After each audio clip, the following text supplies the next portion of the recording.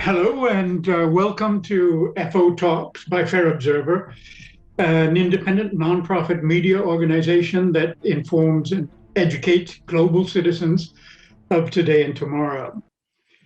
I'm your host today, Peter Isackson. I'm the Chief Strategy Officer of Fair Observer and the author of Fair Observer's Devil's Dictionary for those who have happened upon it.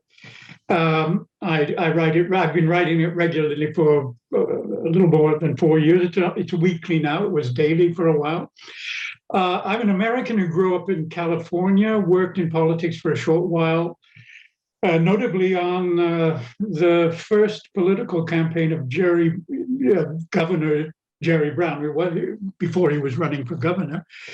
But I've been established in France for the past 40 years. I mention that now because today we have the honor of listening to the observations of Larry Beck, who is an American in America, and who is very much concerned by the issue that he's proposed to talk about, which concerns gun culture and gun possession in the US. Larry's an American who's not been shy about his identity as a political activist. He has a blog called Hard Left Turn that focuses on the issues of government and social culture in the US. Larry is deeply familiar with the world of criminal law, having practiced as both a prosecutor and defender. And for much of the past 10 years, I think, Larry, you can correct me on that. Larry's has intervened as an international consultant working in the developing world on criminal law reform, governance, and judicial reform issues. Larry has traveled to over 80 countries, worked in 25, and lived abroad for extended periods. So he is familiar with the rest of the world. Unlike a lot of Americans, by the way, including my sister, who's never left, not even to visit me in France. Larry was a Peace Corps volunteer some decades ago in Costa Rica. Recently, Larry published a column with us at Fair Observer that had the title, "Dead Souls in America, Taking Away Guns is the only way is the only way." So that's what he'll be talking about today. And we will be having our own discussion about it. I don't know whether alluding to a Russian author with dead souls, Nikolai Gogol, is yet considered a subversive activity in the US because of Russia. But I do remember when French fries, which were a Belgian invention, by the way, were renamed freedom fries, just despite Jacques Chirac and Dominique de Villepin for not joining George Bush's noble mission aiming to remove every single weapon of mass destruction in Iraq. So the business of weapons is not just about guns. And we'll be talking about that as a feature of US culture. Of course, that was when Bush and Cheney could with impunity play the distinguished roles themselves of being agents of mass destruction.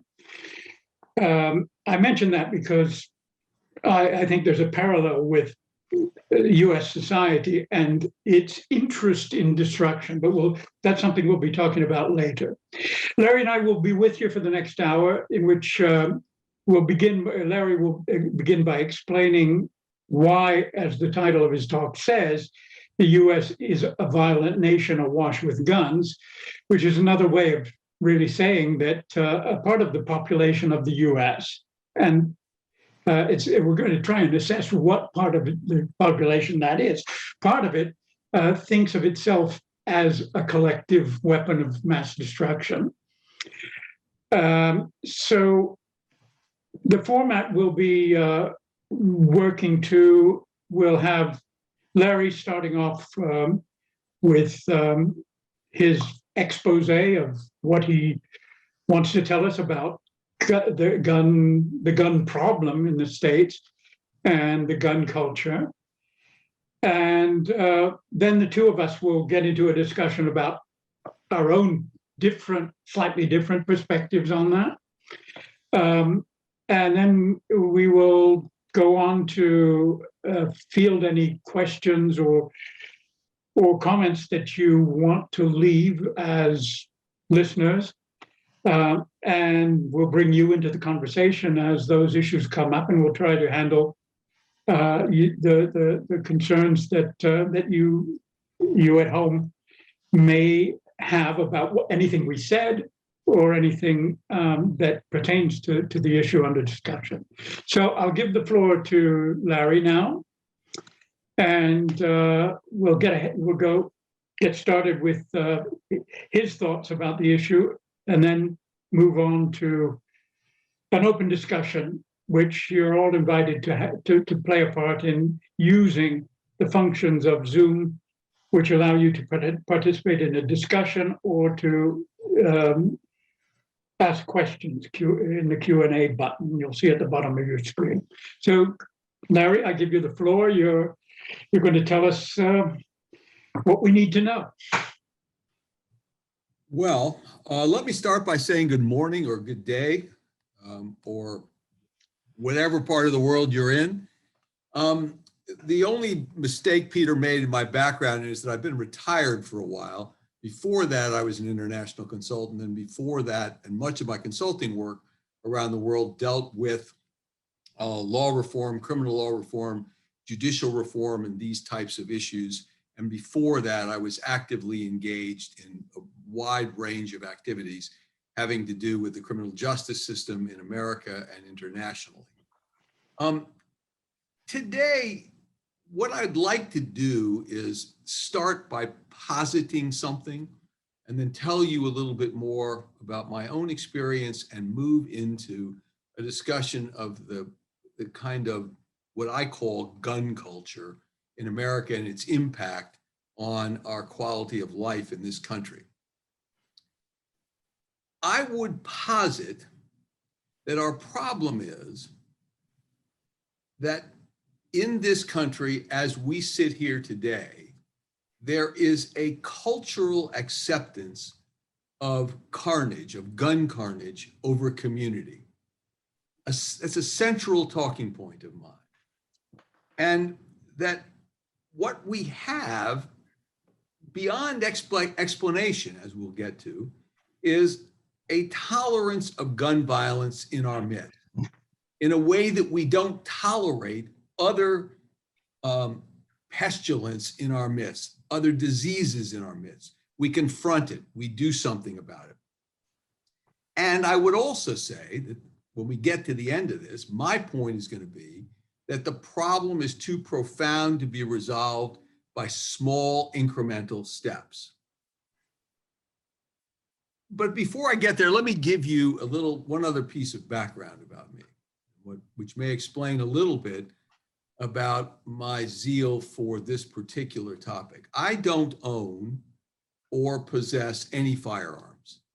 I'm not a hunter, and I never served in the military. However, I can vividly remember firing a gun once, and it was in connection with the taking of a human life. Wow. I was a local prosecutor then, and I was responsible for prosecuting a young man for murdering another young man.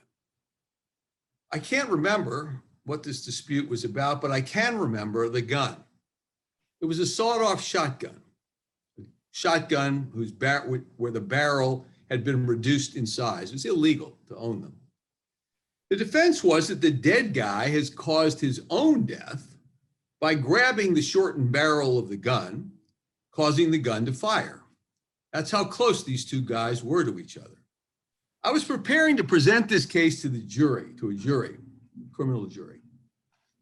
I wanted to hear and feel what those two young men, very close to each other, heard and felt at the moment the shotgun was fired. So I went to a firing range with the investigating officer, and the shotgun. I fired the gun once. It was terrifying. And it was that gun that had taken a human life. There are now in the US alone 400 million guns in civilian hands. We are a nation awash in firearms. These firearms are producing a horrific death toll,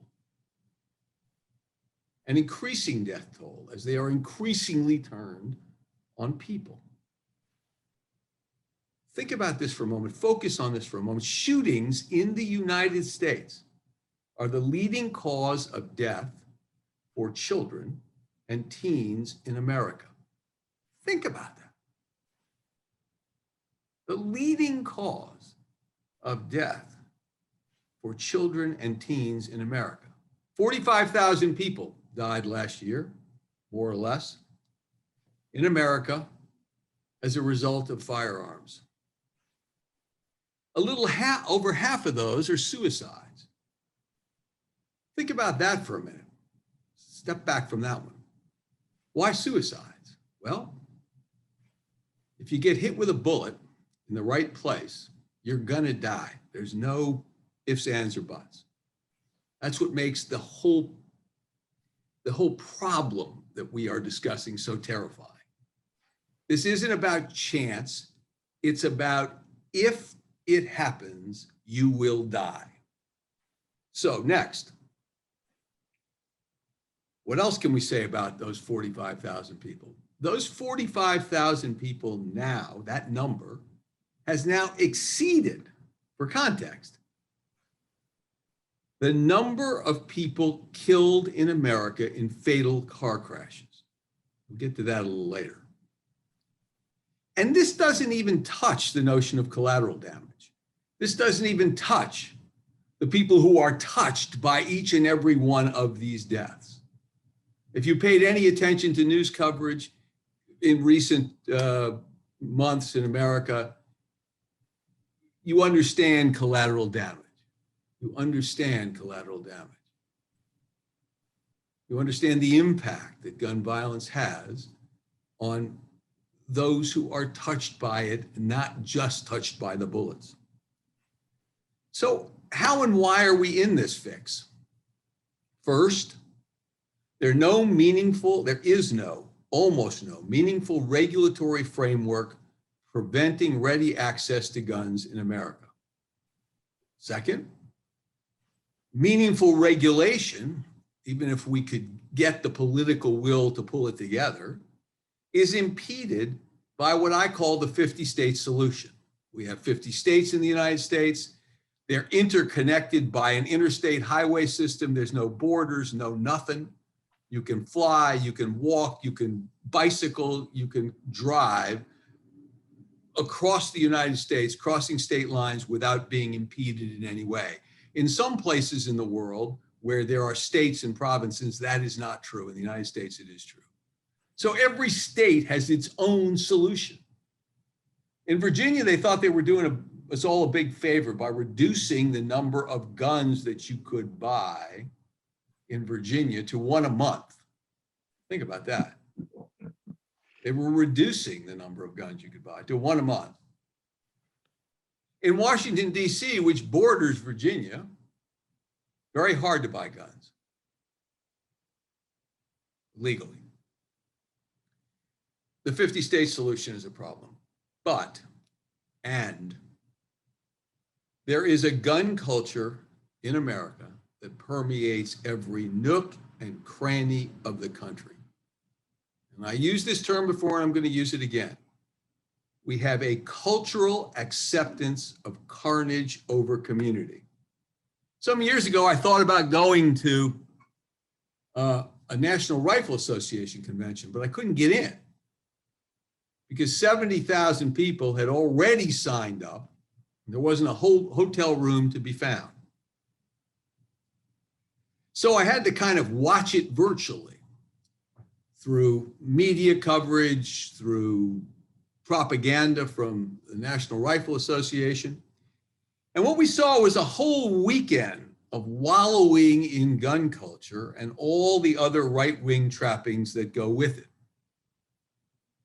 the cacophony of government bashing, immigrant bashing, and put a boot up your ass patriotism was a big part of it. But the biggest part of it was the firearms exhibits that permeated the premises, bringing a seemingly near orgasmic response from the multitudes. And just about the time, this is how ridiculous this is, and just about the time that you had your fill of fantasy killings of everything from endangered rhinos to humans you don't like, the convention offered up a prayer breakfast, allowing attendees presumably to pray for their dream firearm and pray that folks like me would drop dead. This sorry collection of warrior wannabes, conspiracy theorists, and gun industry flacks congregating every year to further arm America is the beating heart of the gun culture in America. That beating heart of the gun culture is energized, is sustained, is given sustenance by a shameless industry that preys on the paranoid fears of undereducated and willfully ignorant citizens who have somehow gotten convinced that the firearms they own will save them from the government they seemingly fear and from all manner of bad folks lurking in every corner of their lives. But it is an industry, and don't make no mistake about this, it is an industry that cares not one iota about who gets what firearms for what purpose, but only that more people buy more firepower. But if it were just that group, if that was it, if all we had to worry about were the gun nuts that attend the annual convention, the rest of us would win. We'd win easily. Rather, and this is a key point, this is a key thesis of mine, rather, it's the guy next door and his buddies who don't go to the convention and live among us and pretend to be responsible citizens who are the venal soul of the gun culture in America. So you have the heart of the gun culture, the attendees at the convention and their ilk, and then you have the rest of us in our communities who have permitted, who have created a world of tolerance for guns and for gun violence. We see it on television, we watch it on television, we see it in video games, we see it in advertising, the macho guy with his gun. And we see it in a myriad of other ways. We've created this culture of tolerance. That is the venal soul of the gun culture in America, and that's all of us. From Sandy Hook to Uvalde, houses of worship, gun stores, Highland Park, a Buffalo grocery store, and in between, everywhere in between, there is one common denominator of death, and that's guns. So I'll ask the question again, why and how? Why in the United States at rates unknown anywhere else in the world do we permit and tolerate gun deaths? At this juncture, we could spend hours talking about the Second Amendment, but in my view, it's little more than a smokescreen. A historical anomaly given life beyond its meaning by America's gun culture, and that provides the context for that venal soul for the responsible gun owner deflection. It can't be ignored, but its impact should not and cannot be overemphasized. let's take a couple of minutes with it just so we know where we're going with this.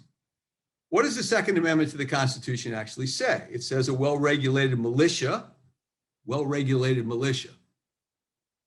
being necessary to the security of a free state, the right of the people to keep and bear arms shall not be infringed. That's it. Surprisingly, perhaps, there's no mention of assault rifles, semi-automatic weapons. There's no mention of ammunition.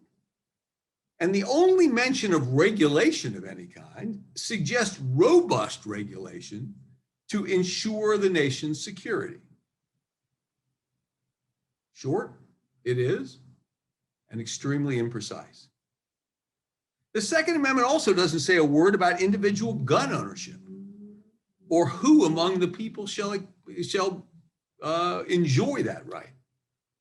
Doesn't mention, as I've said before, semi-automatic or automatic weapons, nor does it mention what to do when human ingenuity creates high-capacity magazines and exploding bullets. So it would seem if you're a member of a well-regulated militia, particularly one associated with the duty, that had duties associated with a late 18th century public militia, you probably under the Second Amendment would have a right to access firearms, to bear arms, to keep and bear arms. Beyond those merry militiamen, however, the amendment doesn't even try to suggest who else might be included among the people whose right to keep and bear arms is not to be infringed. Yet now, all of a sudden, the word people means everybody. And focus on this for a second. And just to add to the definitional confusion, the Second Amendment doesn't even try to define the word arms, leaving that task, it would seem, in our society today, to the ingenious gun manufacturers of the future and their paid flacks and corrupted politicians. One thing is certain about the Second Amendment. It doesn't matter whether you're a Supreme Court justice or a gun nut. You have to ignore the entire introductory phrase of the Second Amendment to get where the Supreme Court has gotten us now. And I want to be precise about this. Individual citizens armed to hunt deer or prairie dogs, protect themselves, and indiscriminately kill and maim other humans is the antithesis of any notion of a well-regulated militia that's necessary to the security of a free state. America seems so insecure today precisely because of the chaotic proliferation of firearms in civilian hands. Precisely because of that.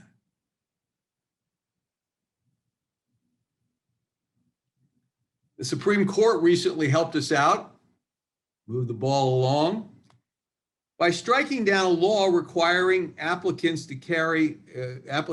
for a license to carry a gun outside of the house, outside of your home, to have a proper cause to do so. That law, 110 years on the books, saying it violated the Second Amendment. This is the Supreme Court's biggest expansion of gun rights in more than a decade. Think about the timing of that.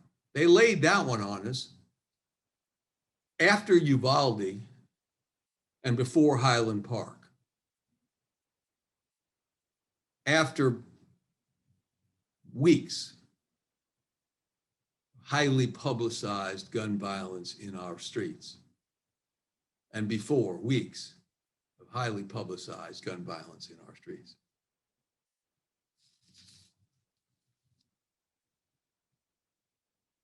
I would postulate that this revered Second Amendment to the Constitution was never intended as the license to kill it has become. Rather, it was intended to ensure that a well-regulated militia, their words, not mine, was available to the nation to further protect the nation's security and nothing more. Today, many people are blinded to this lofty objective by the perverted reasoning that turns our own government into the security threat from which only an armed populace can protect the rest of us.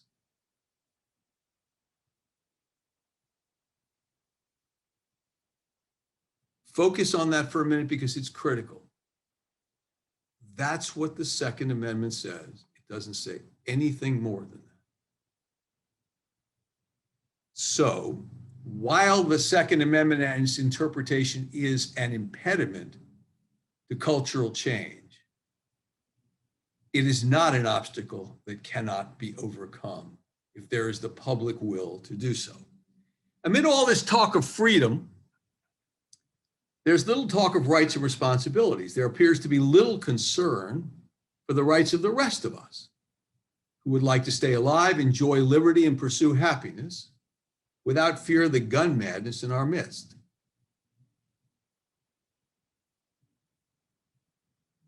By the Supreme Court's reasoning, and by the reasoning of the heart of the gun culture, and accepted by the soul of the gun culture, the freedom to create carnage is more precious than the right to life and liberty. How can that be? Sad to say, Second Amendment gun nuts have succeeded beyond their wildest expectations in so many ways. America the Beautiful has become America the Scared, America the Armed, and America the Cowering. Fear of gun violence blights our already impoverished inner cities. Strange spouses, girlfriends, boyfriends, lovers, and children cower at home in the hope that some armed and deranged loved one won't further alter their already diminished world. So where's the component of responsibility that should accompany freedom and rights? It is buried in the bowels of American culture, gun culture. It's buried in the bowels of America's gun culture. Think of this.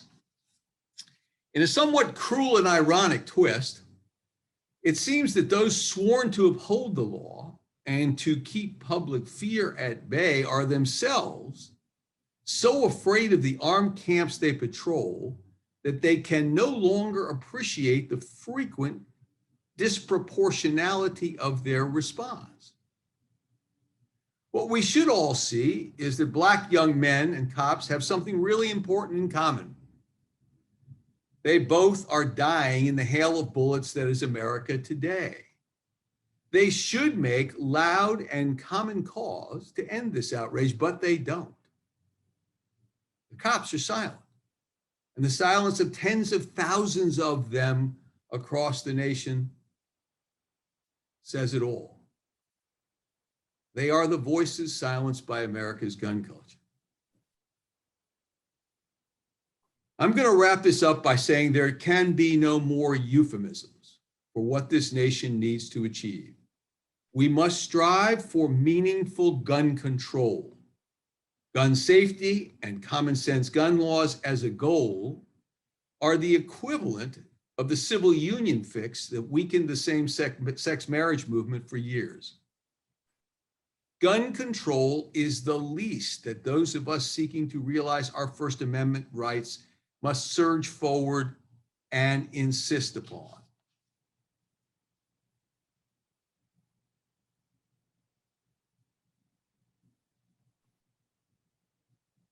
Ultimately,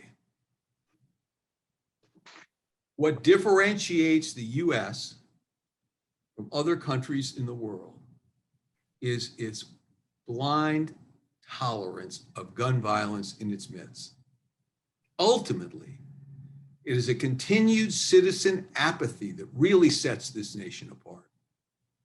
Some palpable sense that there's nothing we can do to get harm out of our schools, shopping centers, houses of worship, and off of our streets. The notion that the inevitable thoughts and prayers and candlelight vigils are a meaningful response. They aren't and they never will be. Yet no war on firearms has been declared by anybody, and Republicans and their gun merchant friends block every meaningful effort to legislatively address the carnage. It's bad enough when our children die at war. It is a national disgrace when they die at home, killed by weapons of war. I'll close there. I'll close with just one other thought. There's almost never uttered the most obvious conclusion of all. It's time to shut down the gun merchants and start aggressively reducing the nation's privately held arsenal. It is time to do that. We need to start now, and we need to stop when the job is done. Thank you. Thank you very much, Larry. We have a lot to talk about. I think your observations about culture, gun culture, need to be delved into. I'd like to cite a comment made by John Elliott, who's listening now. John is a former diplomat. He explains that when he was, unlike the two of us, I have never owned a gun in my life. My parents never owned a gun. I'm talking about when I lived in the States. Of course, in living in France, there is no gun culture. There are hunters. And basically, guns are in the hands of policemen. And they don't even use them that much, though perhaps a bit too much anyway. So John explains that he was a member of the NRA when he was young. He used weapons as a member of the as a U.S. Army reservist for 4 years, and he asks you or us to comment on his belief that the NRA today and other WMD manufacturers, so we're not just talking about handguns or even assault rifles, his belief that the NRA and WMD manufacturers are emblematic of classism and racism. Is there a link between what you were talking about as gun culture and another problem that's at the core of U.S. history and U.S. culture, classism and racism? And he goes on to say, guns kill more people of color than those who can afford to live in neighborhoods with good policing and houses that have security systems. And he adds that the proliferation and ubiquity of guns, especially semi-automatics, conveniently plays into the hands of hate groups like the Proud Boys, who are always itching for a race war. Is that part of everything he's talking about? Is that part of what you were indicating when you were speaking about gun culture? Well, I would say, here's how I would answer that. There is an overlap between what I've described as the heart and soul of gun culture and issues of social justice and racism, racial justice in this country. We could spend multiple Fair Observer talks dealing with those two issues and the overlap that exists between right-wing ideology and the proliferation of gun tolerance in America. I prefer, for purposes of this discussion, however, to focus on the tolerance aspect of the culture that we're talking about. And I'll just give you an example. Everybody, if we went around the room and we said, how many of the people in the room love their children? Everybody raised their hands. And if we went around the room and we said, how many of you parents try very, very hard to protect your children? Everybody raise their hands. That's what we do. We're parents. We love our children. We raise our children. We try and keep them safe. And then if I went around the room and I said, how many of you in this room know whether or not the homes to which you send your children to play contain guns? How many of you know whether the homes to which you send your children to play have unlocked guns, have AR-15s in their midst? No one would raise their hand. That's the problem. And that's the problem I'd like to focus on in this discussion. Not whether or not you know whether your neighbor's a racist, not whether you know whether your neighbor's a sexist. That's a whole separate discussion of what we're protecting our children from. But culturally, we are not asking the hard questions. And we're not willing to say to our neighbor or to our the parents of our child's friend, my child saw a gun at your house. My child will not go to your house ever again. Your child is welcome to come to our house. We don't have guns in our house. That's the crux of the problem. Larry, that was something you mentioned earlier, that people are more, when they think of security, they're thinking of their personal security and therefore personal defense rather than collective security. So what you're talking about now is this lack of awareness of a need for collective security as a real basic feature of the culture. Does that? I'm not sure it's a lack of awareness. It's a tolerance of the feature. It's a tolerance of it. It's an unwillingness to ask the hard questions. And we live in a world in this country, in any event, in which there are markers, there are societal markers. It's often remarked that we're all in our own little silos, that the atheists get together, the racists get together, the gun nuts get together, and that we're never talking to each other about these issues. The gun issue, that's true in many countries, in lots of countries. But those countries don't have 45,000 deaths, preventable deaths from firearms in their midst. What differentiates our country is a tolerance for those outside the silo that we don't have for other people outside, for other kinds of things outside the silo. That's the gun culture. That's the soul, the venal soul of the gun culture in America. I don't want to know whether my neighbor has a gun or not. Well, that's what I meant by lack of awareness, because if you're not curious about these things, you know that there Let me is. put it another way. I'm curious about it, but I'm not going to ask about it.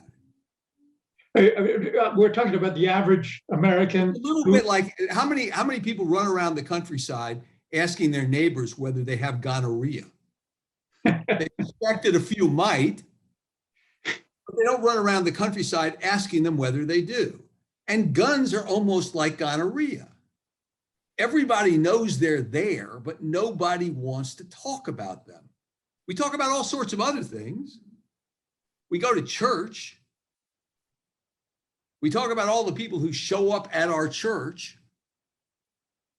We talk about all the people who are Republicans. But we don't talk about all the people in our midst who have gonorrhea or who have guns. And we should be talking about both. I don't know what the health statistics are on gonorrhea, but it's less than 45,000 people dying a year of gonorrhea-related disease. Yeah, I think it just go back to your initial point. And tell me if I'm getting this correct. You said that there were really two layers of the culture. There's the fanatical adherents of, worshipers of guns and everything that goes with guns, and then all these other people who tolerate it. And the reason they tolerate it is because it's just in the ambient culture, and they accept the official interpretations of the Second Amendment. That's something I'm very, very sensitive to, because having specialized in language studies, everything you said about the Second Amendment is just so totally correct, but tells us that everything that Americans apparently believe about the Second Amendment is just makes no historical or linguistic sense. So how can a society build a culture like that where people actually accept and tolerate something that is based on a misreading of the language itself? I'm not sure I know the answer to that question. I do know that we have had in our recent history, really, some examples where what we perceive to be, it just is, it's ingrained in our culture. That rubric has in fact proven to be addressable, probably a bad word, I mean, not a good word in any event, proven that we can confront cultural indifference or cultural tolerance successfully. The easiest example is smoking in America. If you turn back the clock 20 years, I'm a pipe smoker. I don't own guns, but I do smoke a pipe. I used to like sitting in bars around the globe, smoking my pipe occasionally and having a drink. It was particularly nice when people would come up to me and say, Larry, that reminds me of my grandfather.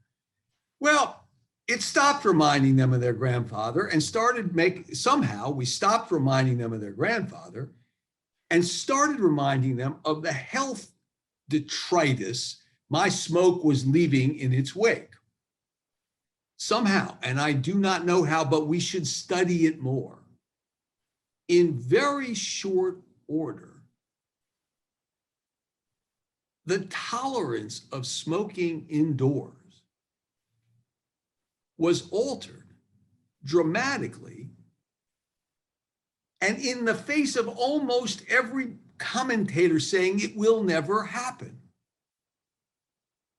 It's too economically undesirable. The bar owners are going to go nuts. It's, people should be able, it's a right to smoke in your office if you want to smoke in your office. It's not really a health problem. Secondhand smoke is something invented by atheists and people like Larry Beck. That we confronted it through education. We recognized that people in our midst were harmed by smoking. We began to talk about a regimen, a regulatory regimen that could really address the problem, not just simply push it a little bit further into the background. And that's what I'm talking about here. We can do this. We can confront this culture. First of all, we have to bring it out of the weeds. We have to start asking the hard questions of our neighbors. We have to start creating a sense that it just isn't okay to say, I'm a gun owner, I'm a responsible gun owner, I've got 5 guns, one of which is an AR-15. That's not a responsible citizen. It cannot be a responsible citizen amidst the carnage that we have now. You want to fire an AR-15? Fine. We're going to give every city a charter to have an AR-15 club. And everybody who wants the magnificent feel of blowing away something with an AR-15 can go to the local AR-15 gun club and shoot up whatever the hell they want to shoot up that isn't alive and feel good about themselves. I don't care about that. What I care about is somebody claiming to be and getting cultural approval for is the notion that you can be responsible and own an AR-15. That's not community responsibility. That's not cultural responsibility. That's by definition, by my definition, irresponsibility. And you can't make these things. Okay, Larry, just to go back to the smoking issue, which was where you can correctly say that the culture was successfully changed in a radical, profound way.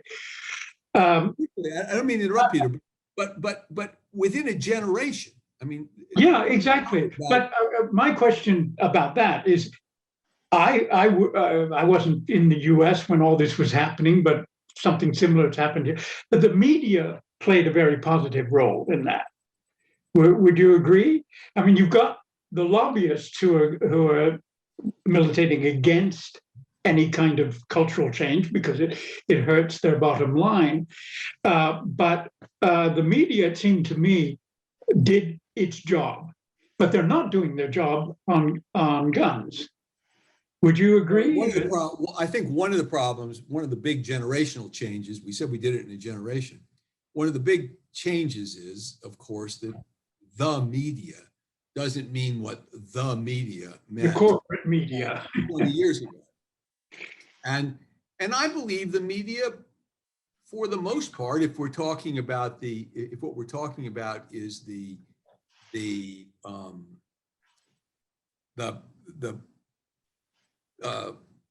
mainstream media, I believe the mainstream, what's identified as the mainstream media, is doing a pretty good job, actually. I think they are raising the flags. They cover the grim toll of these mass shootings. They publicize the numbers. They publicize the, I think, very well, the collateral damage. The next step, controversially, is, do we put up the pictures of what was left of that girl after she was gunned down by an AK-47 or an AR-15 type weapon, a semi-automatic weapon, loaded with ammo appropriate for that gun? Do we put up the image of what was left of her that required her to be identified by the green tennis shoes that she wore? I don't know whether that would be good or bad, but some of those lung cancer ads that ran a while ago were pretty effective, and they were pretty grim. I think they were effective, and they were pretty grim. Nobody wants to die from lung cancer. It sucks. Yeah, when I speak about the media, what I really mean, because you're right, media like to play up anything that's sensational anyway. So in that sense, they're doing a good job of publicizing the damage done. But to go back to what you were saying about the Second Amendment, the media, I don't see anyone in American media saying, this is all what you said earlier, that the Second Amendment is not the Bible.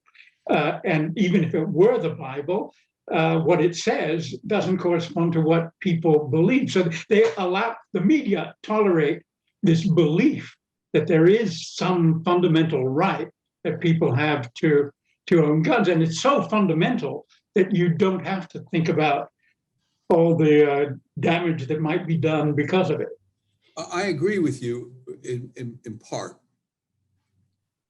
We're getting a tremendous assist from the Supreme Court on this one. Tremendous assist from the Supreme Court right now.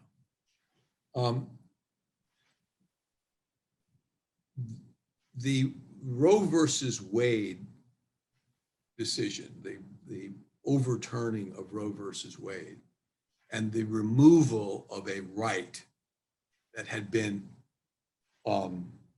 defined by the Supreme Court and accepted for years and years and years, opens up the discussion about the sanctity of the Constitution and constitutional interpretation itself, and the integrity of the court itself that makes these decisions in ways that I have never seen in my lifetime. I think this is a gaping door through which those of us who believe as I do and you do, we should be galloping, we should be grabbing it. How out of touch can you be to overturn a 120-year-old law in one of those precious states that simply said you have to have a reason to carry a concealed weapon in Times Square? And you had to have a license to do it, and to get a license, you had to provide a reason for doing it. Who can argue with, who can say, hey, that's a great idea. Let's just see what happens. That court, today's court, is so out of touch that they're giving us the opportunity to challenge the Second Amendment, the sanctity of the Second Amendment. Let's put it that way. That leads to a question. One of our members of the audience, Louis Pangaro, has asked, which you might be able to answer, but I think it's a challenge for anyone. What would be a 5 to 10 year plan to work on the issue of culture, of gun culture? I think the first thing I would do is I would take a more deep dive into 2 areas that we do regulate moderately effectively. One is the history of the smoking issue, because I really don't know the history. And I would like to, I think if we're going to try and have an impact on altering this tolerance that is at the heart of gun culture, we should study successful efforts to do the same thing. One would be how we went so quickly, how we moved so quickly to outlaw smoking indoors, to make smoking indoors intolerable instead of tolerable. And I would look also at the history of the regulation of automobiles and how automobiles and automobile culture has evolved. When we were talking about this a little earlier, I made a reference to my youth. And I said that when I was growing up, when I was in college, the designated driver was the person who could find the keyhole with the car key. That was the definition of a designated driver when I was in college. That's not the definition of a designated driver today. That's a cultural shift. Who are the people, who leads the way on this? A question that I've always asked is,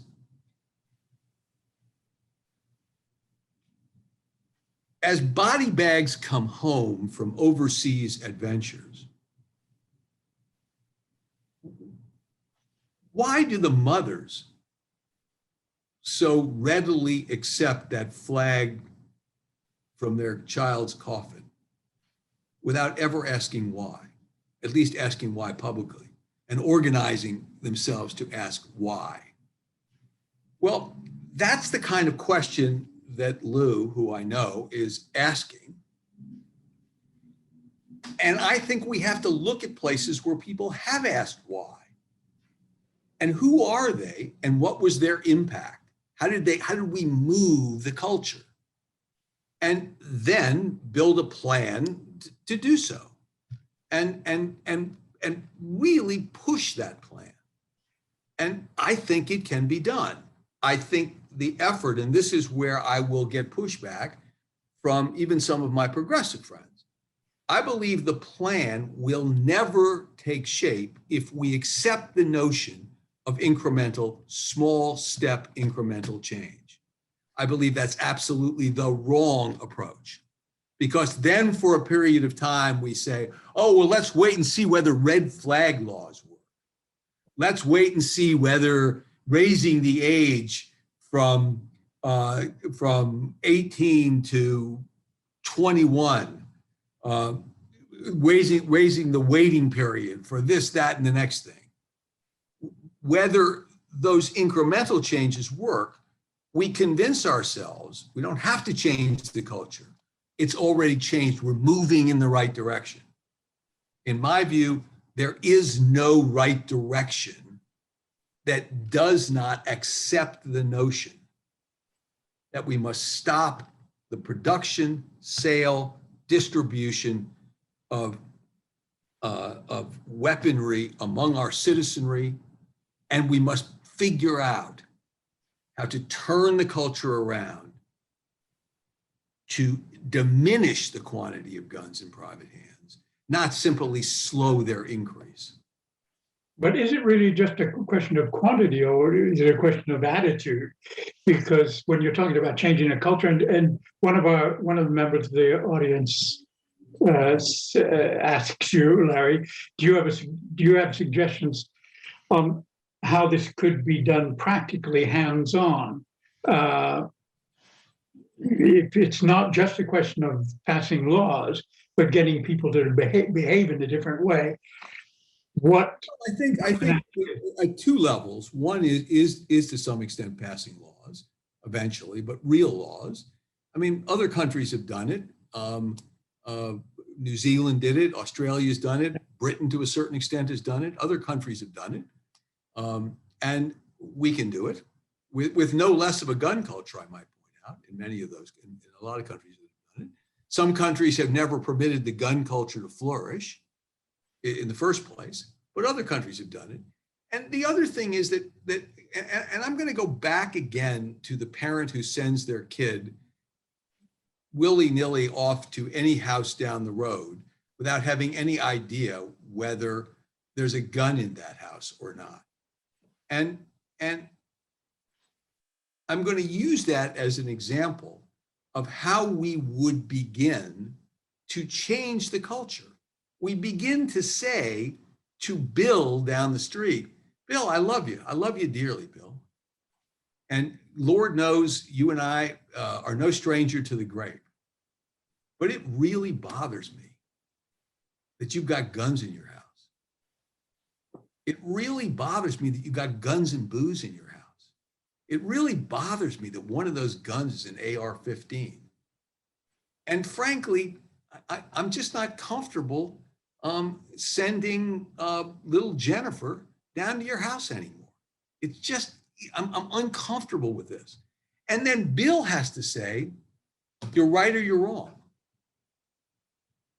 And I suspect that that's in the end how we got rid of smoking indoors. That enough bills said, you know, you're right. This is really an imposition. And I can do my part, my community part, my responsible part, to end your discomfort. And it's not that big a deal. Okay, we're getting close to the end. I think you wanted to sum things up. But I'd like to just, there were a couple of other questions, but one of them very technical. My understanding is, this is from William Clun.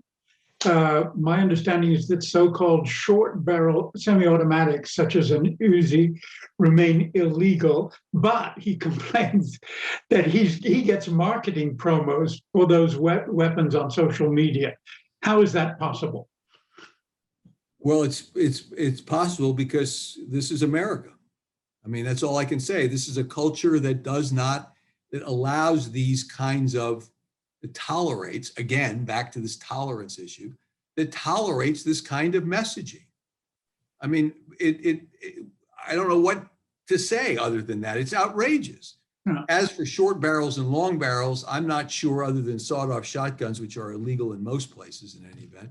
What aren't legal in the United States still are fully automatic weapons. And those are machine guns, basically. Those are guns that you pull the trigger and it just keeps firing. And semi-automatic weapon, technically, you have to keep pulling the trigger in order for a bullet to be released. But it happens incredibly quickly. And there are ways to increase that quickness, to increase your ability to do that, sold hither and yon. Bump stocks were one of them. Okay, I think it's really getting close. I mean, it is we have consumed the hour at our disposal. Would you like to do a short summing up? Well, I'll make it really short. I'm going back to the tolerance issue. That's where the sum of this is. I believe that the gun carnage in the United States has reached ages ago an intolerant level, a culturally intolerant level. We should no longer tolerate this. And it's at a level that where if the culture we have now tolerates this level of gun violence, as it does, we have to change the culture. And what that means is we have to change this level of tolerance for the gun carnage in our midst. We have to recognize that that's going to take hard, difficult, consistent action to do. Not short steps, big steps. And we're going to have to walk through every door we're given to do it. Well, that's great. I think the message is very clear. You made a lot of good points about that. I think the audience has understood what you're saying, and it's something we all need to think about. There was another dimension of this I wanted to mention, but I think it could be the object of another full-hour session that we do, and that is we talked about gun culture. For me, there's another side to that, which is grievance culture. It's something I've noticed being away from American society, basically. I mean, I've been back many times, but there's this notion today, and why do we see all these mass killings? I think it's because somewhere in the culture, there's this idea that guns actually do serve a purpose. They can settle any grievance we have, whether it's a personal family grievance or against society as a whole. I don't know what your feelings are about that, but I think it's something we would need another hour to discuss. We could add on another hour about the victimization culture, but that's a whole. Exactly. And maybe it's a part of the grievance culture. But we could do this in several parts. So that would be if the people out there are interested, we might think of doing that.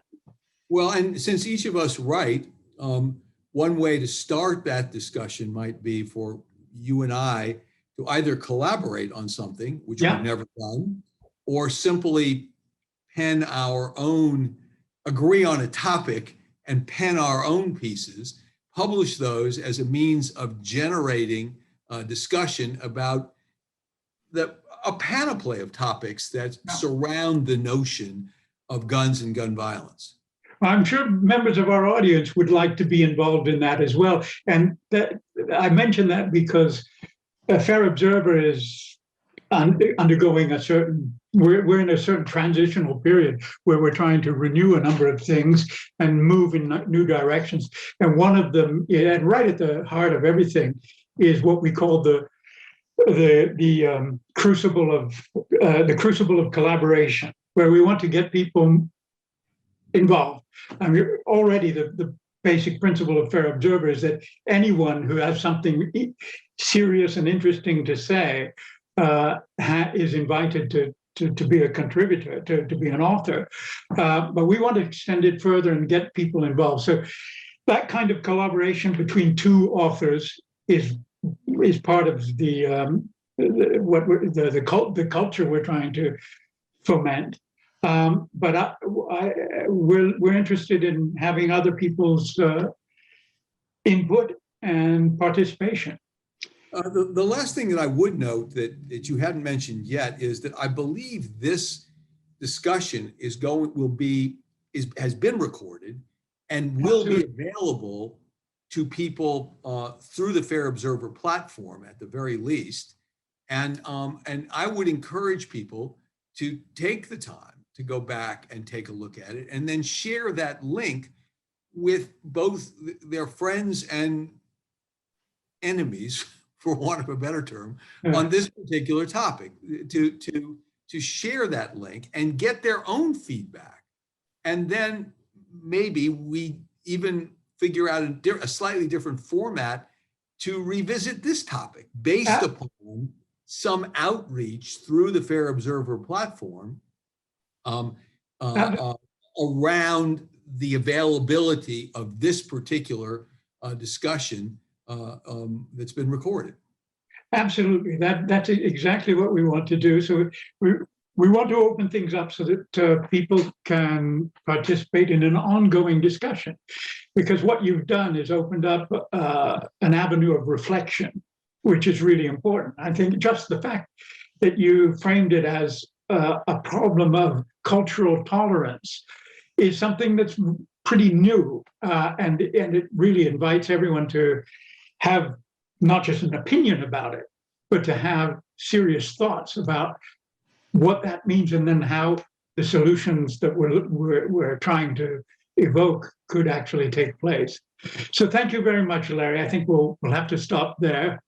Continuation. And yeah, the next step will be up to us to indicate how we want to take it, and everyone's invited to the party. Thanks a lot, Peter. Thank you, Larry. And thank you, everyone who's been online listening to this. Thank you.